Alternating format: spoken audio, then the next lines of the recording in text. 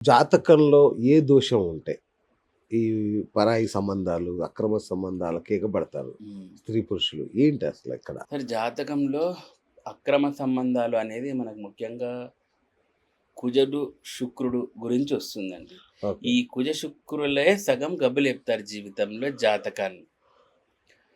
So, ఇట్లాంటి combinations ఉన్న వాళ్ళే మనకు ఈ అక్రమ సంబంధాల జోలికి వెళ్తా ఉంటారు. ఓకే. ఇంకా కొంతమంది ఏంటంటే కుజుడు యొక్క పొజిషను ఒక్కొక్కసారి అష్టమంలో పడినప్పుడు కూడా వీళ్ళు ఇటువంటి అక్రమ సంబంధాలు ఎక్కువగా పెట్టుకునే అవకాశాలు ఉంటాయి. అంతేకాకుండా వీటితో పాటు రాహు జత అయినప్పుడు కూడా ఎక్కువగా సంబంధాలు పెట్టుకునే అవకాశాలు ఉంటాయి. ఓకే. అలా అది మగవాడికైనా గానీ, స్త్రీలకైనా. స్త్రీలకైనా గానీ. ఓకే. సో, అయితే గురుగారు ఇప్పుడు మీరన్నట్టుగా కోరికలు ఎక్కువగా అధికంగా ఉండడం అంటే, ఈ అక్రమ సంబంధాల వైపు ఎందుకు మొగ్గు చూపుతారు అన్నప్పుడు ఈ మియా ఖలీఫా గాని, సన్నీ లియోన్ గాని ఇలాంటి వాళ్ళు ఇంత ఎక్స్‌ట్రీమ్‌గా ఎందుకెళ్తారు వీళ్ళు?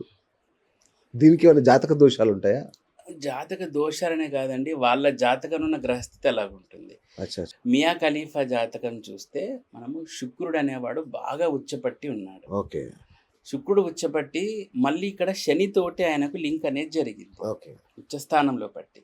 దీని వలన ఏమవుతుంది? ఆటోమేటిక్‌గా ఈ సంబంధాలు అక్రంగా అనేది జరుగుతుందనమాట. ఇక మనము ఈ సన్నీ లియోన్ ఇట్లాంటి వాళ్ళ జాతకాలు చూసినప్పుడు కూడా ఎక్కడైనా మనకు అష్టమ స్థానం అనేది బాగా ట్రబుల్ ఉంటుంది. ఓకే. అష్టమ స్థానంలో ఏముంటది? అష్టమ స్థానం అంటే రహస్య స్థానం. హ్మ్. సో, ఇట్లాంటి స్థానంలో రాహు ఉన్నప్పుడు కానీ, లేదంటే కుజ శుక్రులు ఉన్నప్పుడు కానీ, ఇట్లాంటి ఈ వీటి పట్ల ఎక్కువగా అంటే అదొక ప్రొఫెషన్ లాగా తీసుకోవడము, హ్మ్. లేదంటే వాటితో జీవనం సాగించడము అనేది ఓకే. ఉంది. ఆఫ్‌కోర్స్ వాళ్ళిప్పుడు మానేసినా ఆఫ్ కూడా కోర్స్. ఆ! అట్లాంటివి జరిగే అవకాశాలు అవునవునవును. ఉంటాయి. రైట్.